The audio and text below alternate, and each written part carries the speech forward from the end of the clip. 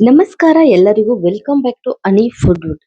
ನಾನಿವತ್ತು ಟೊಮೆಟೊ ಬಾತ್ನ ಯಾವ ರೀತಿ ತುಂಬಾನೇ ಸಿಂಪಲ್ ಆಗಿ ಕಡಿಮೆ ತರಕಾರಿನ ಬಳಸಿ ತುಂಬಾನೇ ಟೇಸ್ಟಿಯಾಗಿ ಅದ್ಭುತವಾದ ಒಂದು ಕಲರ್ ನಲ್ಲಿ ಯಾವ ರೀತಿಯಾಗಿ ಮಾಡೋದು ಅಂತ ತೋರಿಸಿಕೊಡ್ತಾ ಇದ್ದೀನಿ. ಮಾಡೋದು ಅಂತ ತುಂಬಾನೇ ಸುಲಭ ಮತ್ತೆ ಟೇಸ್ಟ್ ಅಂತೂ ಅದ್ಭುತವಾಗಿರುತ್ತೆ. ನೋಡಿದ್ರೆ ಗೊತ್ತಾಗುತ್ತೆ ಯಾವ ರೀತಿ ಪರ್ಫೆಕ್ಟ್ ಕಲರ್ ಆಗಿ ಟೊಮೆಟೊ ಬಾತ್ ರೆಸಿಪಿನ ಮಾಡಬಹುದು ಅಂತ ತೋರಿಸಿಕೊಡ್ತಾ ಇದ್ದೀನಿ. ಮೊದಲಿಗೆ ನಾನಿಲ್ಲಿ 2 ಹುಳಿ ಟೊಮೆಟೊನ ತಗೊಂಡಿದ್ದೀನಿ. ನಂತರ 5ರಿಂದ 6 ಪೀಸ್ ಆಗುವಷ್ಟು ಬ್ಯಾಡಗಿ ಮೆಣಸಿನಕಾಯಿನ ಕಲರ್ಗೋಸ್ಕರ ತಗೊಂಡಿದ್ದೀನಿ. ಇವಾಗ ಟೊಮೆಟೊನ ಈ ರೀತಿಯಾಗಿ ಸ್ಪ್ಲಿಟ್ ಮಾಡ್ಕೊಳ್ಬೇಕು. ಟೊಮೆಟೊ ಬೇಗ ಸಾಫ್ಟ್ ಆಗಿ ನೀರಿನಲ್ಲಿ ಕುದಿಯುತ್ತೆ ಅನ್ನೋ ಕಾರಣಕ್ಕೆ ಈ ರೀತಿಯಾಗಿ ಸ್ಪ್ಲಿಟ್ ಮಾಡ್ಕೊಂಡು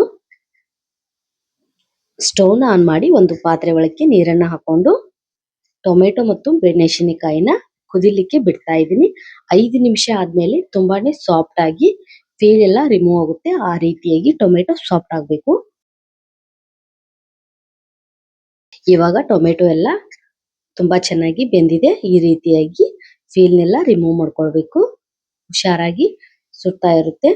ನಂತರ ಈ ರೀತಿಯಾಗಿ ಫೀಲ್ ಮಾಡ್ಕೊಂಡಾದ್ಮೇಲೆ ಬ್ಯಾಡಗಿ ಮೆಣಸಿನಕಾಯಿನೂ ಕೂಡ ನೀರಿಂದ ಹಿಂಡಿ ತಕೊಳ್ಬೇಕು.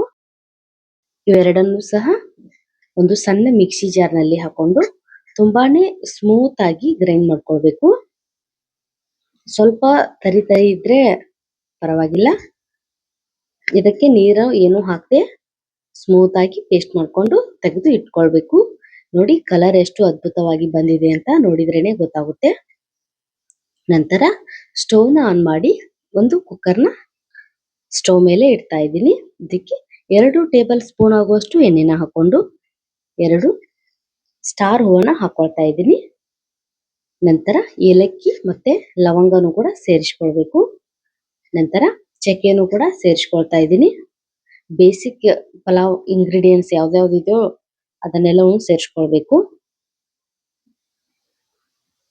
ನಂತರ ಪಲಾವ್ ಎಲೆನೂ ಕೂಡ ಸೇರಿಸ್ಕೊಳ್ತಾ ಇದ್ದೀನಿ. ನಂತರ 1 ಟೀ ಸ್ಪೂನ್ ಆಗುವಷ್ಟು ಸೊಂಪು ಕಾಳು ಮತ್ತು ಜೀರಿಗೆನೂ ಕೂಡ ಸೇರಿಸ್ಕೊಳ್ಬೇಕು. ನಂತರ ಒಂದು ದೊಡ್ಡ ಸೈಜ್ ಈರುಳ್ಳಿನ ಸಣ್ಣದಾಗಿ ಉದ್ದುದಾಗಿ ಕಟ್ ಮಾಡಿ ಇಟ್ಕೊಂಡಿದ್ದೀನಿ. ಅದನ್ನು ಕೂಡ ಕಲರ್ ಚೇಂಜ್ ಆಗೋವರೆಗೂ ಫ್ರೈ ಮಾಡ್ಕೊಳ್ಬೇಕು. ನಂತರ ಬಿರಿಯಾನಿ ಎಲೆನ ಸಣ್ಣದಾಗಿ ಕಟ್ ಮಾಡಿ ಸೇರಿಸ್ಕೊಳ್ತಾ ಇದ್ದೀನಿ. ಫ್ಲೇವರ್ ಅಂತೂ ತುಂಬಾನೇ ಚೆನ್ನಾಗಿ ಬರುತ್ತೆ ಬಿರಿಯಾನಿ ಫ್ಲೇವರ್ಗೋಸ್ಕರ. ಕರಿಬೇವು ಸೊಪ್ಪನ್ನು ಕೂಡ ಫ್ರೈ ಮಾಡ್ಕೊಳ್ಬೇಕು.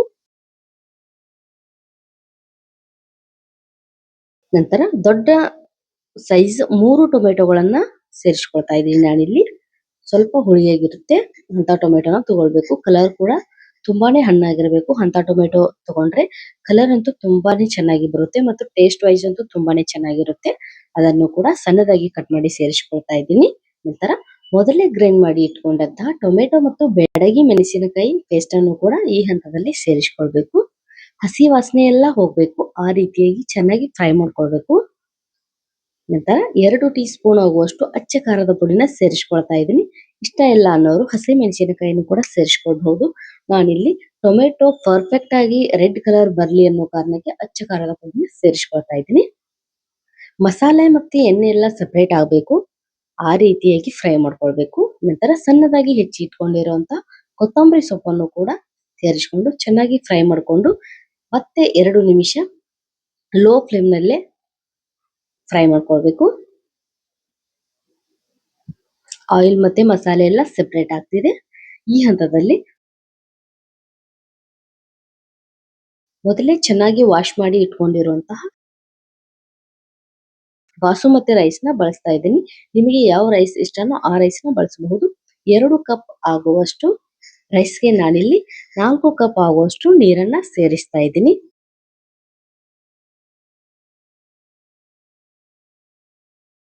ನೀರನ್ನ ಸೇರಿಸ್ಬಿಟ್ಟು ಮತ್ತೊಮ್ಮೆ ಚೆನ್ನಾಗಿ ಫ್ರೈ ಮಾಡ್ಕೊಳ್ಬೇಕು. ಎಲ್ಲ ಒಂದಕ್ಕೊಂದು ಮಸಾಲೆ ಹೊಂದ್ಕೊಳ್ಳೋ ಹಾಗೆ ಫ್ರೈ ಮಾಡ್ಕೊಂಡು ನಂತರ ರುಚಿಗೆ ತಕ್ಕಷ್ಟು ಉಪ್ಪು ಮತ್ತೆ ಸ್ವಲ್ಪನೇ ಬೆಲ್ಲನ ಸೇರಿಸ್ಕೊಳ್ಬೇಕು. ಮತ್ತೊಮ್ಮೆ ಚೆನ್ನಾಗಿ ಎಲ್ಲಾನು ಕೂಡ ಮಿಕ್ಸ್ ಮಾಡ್ಕೊಳ್ಬೇಕು. ನಂತರ ಕುಕ್ಕರ್ ಲಿಡ್ನ ಲೋ ಫ್ಲೇಮ್ ನಲ್ಲೇ ಇಟ್ಟು ಕ್ಲೋಸ್ ಮಾಡ್ಕೊಳ್ಬೇಕು. ಲೋ ಫ್ಲೇಮ್ ನಲ್ಲೇ 2 ವಿಸಿಲ್ ಹಾಕಿಸ್ಕೊಂಡ್ರೆ ರೆಡಿ ಆಗುತ್ತೆ ನಮ್ಮ ಟೊಮೆಟೊ ಬಾತ್. ಪರ್ಫೆಕ್ಟ್ ಆದ ವಿಧಾನದಲ್ಲಿ, ಪರ್ಫೆಕ್ಟ್ ಆದ ಕಲರ್ ನಲ್ಲಿ ಟೊಮೆಟೊ ಬಾತ್ ರೆಡಿ ಆಗುತ್ತೆ.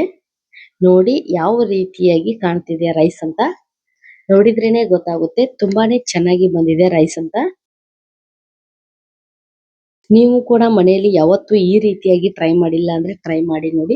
ಟೇಸ್ಟ್ ಅಂತೂ ಅದ್ಭುತವಾಗಿರುತ್ತೆ. ನಮ್ಮ ವಿಡಿಯೋಗಳು ಇಷ್ಟ ಆದ್ರೆ ನಮ್ಮ ಚಾನೆಲ್ಗೆ ಸಬ್ಸ್ಕ್ರೈಬ್ ಆಗಿ, ಲೈಕ್, ಕಮೆಂಟ್, ಶೇರ್ ಮಾಡಿ. ನೋಡಿ ಫ್ಲೇವರ್ ಅಂತೂ ತುಂಬಾನೇ ಚೆನ್ನಾಗಿ ಬರುತ್ತೆ. ನೋಡಿ ಉದುರಾಗಿ ಯಾವ ರೀತಿ ಶಾವ್ಗೆ ತರ ರೆಡಿ ಆಗಿದೆ ನಮ್ಮ ರೈಸ್ ರೆಸಿಪಿ. ನೋಡಿದ್ರೇನೆ ತಿನ್ಬೇಕು ಅಂತ ಅನ್ಸುತ್ತೆ, ಆ ರೀತಿಯಾಗಿರುತ್ತೆ. ಟೇಸ್ಟ್ ವೈಸ್ ಅಂತೂ ತುಂಬಾನೇ ಚೆನ್ನಾಗಿರುತ್ತೆ.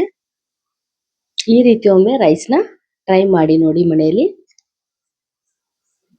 Keep watching video. Thank you.